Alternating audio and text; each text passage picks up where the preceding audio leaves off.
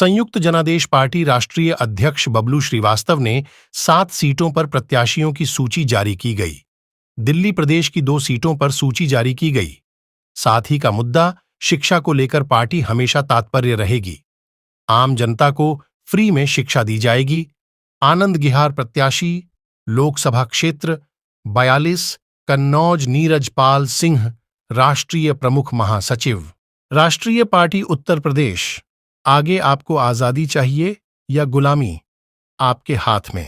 चुनाव को लेकर क्या तैयारियां हैं, इसके बारे में विधिवत जानकारी दें। मैं बबलू श्रीवास्तव, राष्ट्रीय अध्यक्ष संयुक्त जनादेश पार्टी।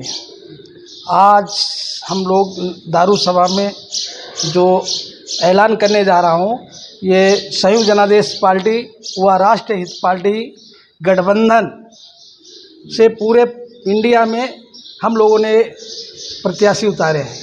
उसमें यूपी से 25 प्रत्याशी, दिल्ली से 5, तेलंगाना से 1, बिहार से 10, ऐसे करीब 50 लोगों को मैंने कैंडिडेट बनाया है। और लखनऊ से मैं स्वयं बबलू श्रीवास्तव। जवानों ने 3 तरीके से ही बताया है कि गरीबी हट सकती है। अगर वो 3 तरीके अपना लिए जाएं तो हिंदुस्तान में गरीबी रहेगी नहीं।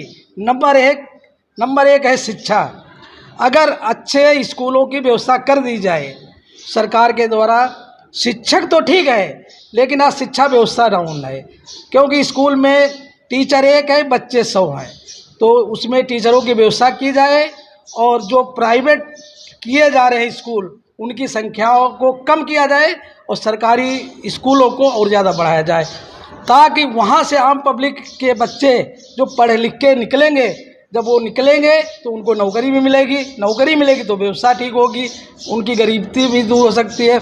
नंबर 2, वैज्ञानिकों ने कहा है कि खेती, अगर हिंदुस्तान में हर व्यक्ति के पास खेती हो जाए तो वो खेती से भी अपना पेट पालन कर सकता है, अपने परिवार को। लेकिन आज उत्तर प्रदेश में 100 लोगों पर 60% ऐसे लोग हैं जो भूमिहीन हैं और खोल सके, छोटे छोटे उद्योग धंधे खोल सके, ताकि वो गरीबी से आगे बढ़ा जा सकता है।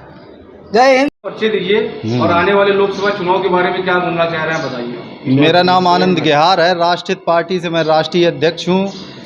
आज हम लोग लखनऊ में दारुल सफा में उपस्थित हुए हैं। लोकसभा 2024 की आगामी तैयारियों को लेकर के हम लोगों ने तीसरा मोर्चा तैयार किया है, जिसका नाम राष्ट्रवादी संयुक्त मोर्चा है।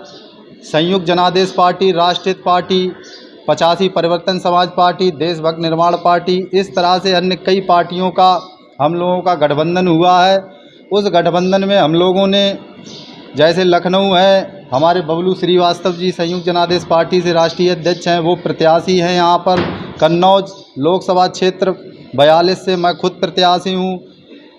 हरदोई से रिजर्व सीट पर हमारे सुभाष गिहार जी वो प्रत्याशी हैं। शाहजहाँपुर से हमारे वहाँ पे कार्यकर्ता हैं, वो प्रत्याशी हैं। फर्रुखाबाद से हमारे इरशाद हुसैन सिद्दीकी हैं, वो प्रत्याशी हैं। इस तरह इटावा लोकसभा क्षेत्र से हमारे पुष्पेंद्र गिहार जी हैं, वहाँ से वो प्रत्याशी है लोकसभा क्षेत्र में। इसी क्रम को लेकर के हम लोग दिल्ली में भी चुनाव लड़ा रहे हैं 7 सीटों पर।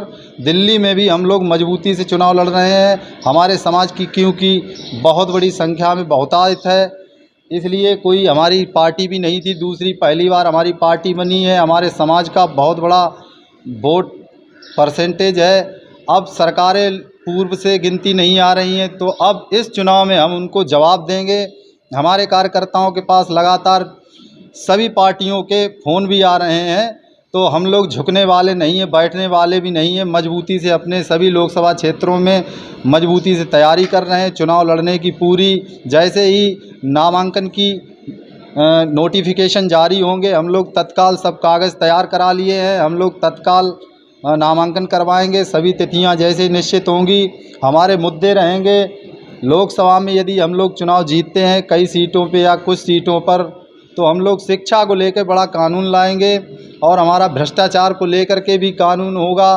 देश में जिस तरह से भ्रष्टाचार को लेकर के अधिकारियों से लेके कुछ गुंडे माफिया, भूमाफिया ज़मीनी विवाद को लेकर के जिस तरह से भूमाफिया आज ज़मीनों पे कब्जा कर रहे हैं, किसानों की, नौजवानों की, तमाम लोगों की ज़मीनें कब्जा की जा रही हैं जिनका कोई सोच सिफारिश नहीं है।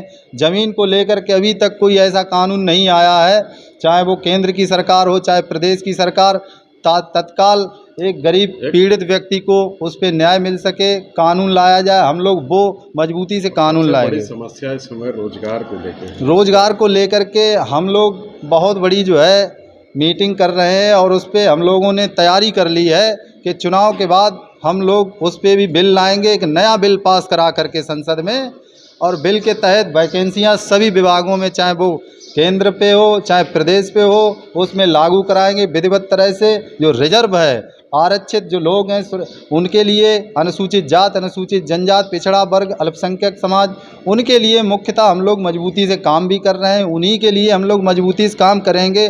और जो जनरल कम्युनिटी के लोग हैं, क्योंकि वो सक्षम हैं, वो ऑलरेडी पहले से ही मजबूती से अपने अपने विभागों में काम भी कर रहे हैं। हमारा समाज पिछड़ा भी है, इस संदर्भ को लेकर हम लोग उसी पे मजबूती से काम कर रहे हैं।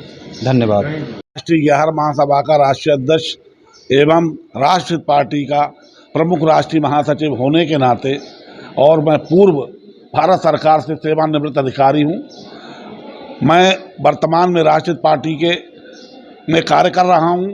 और हमारी जनादेश पार्टी बबलू श्रीवास्तव जी की जो हमारे साथ गठबंधन हुआ है, हमारी विशेष भूमिका यही है कि जो दलित, पिछड़े, गरीब, आपके जो हमारे बहुत ही निचले स्तर के लोग, जिनको बहुत गरीबी रेखा के अंदर जिनको घर नहीं मिल पा रहा है, अनुसूचित जाति, जनजाति के, पिछड़ा वर्ग के लोगों को, जो बच्चों को शिक्षित नहीं कर पा रहे हैं, पढ़ा लिखा नहीं पा रहे हैं, सरकार उस पर ज़्यादा ध्यान नहीं दे रही है।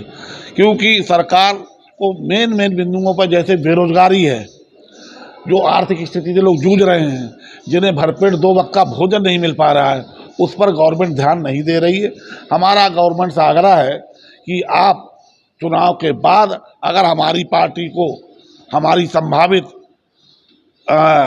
मतलब संख्या मिलती है जीतने की, तो उसके बाद हम सरकार से सदन में अपनी ये मांग करेंगे, हमारे जो जीते हुए प्रत्याशी इस बात को उठाएंगे सदन में कि गरीब, पिछड़े, दलित, अनुसूचित जाति, जनजाति और जो बेरोजगार हैं, जिनको रोजगार की बहुत बीटेक, MBA, MTech बच्चे जो दर दर भटक रहे हैं, उनको रोजगार की व्यवस्था भारत सरकार करे।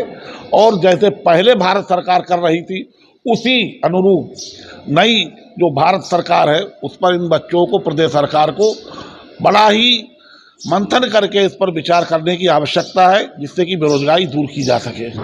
धन्यवाद।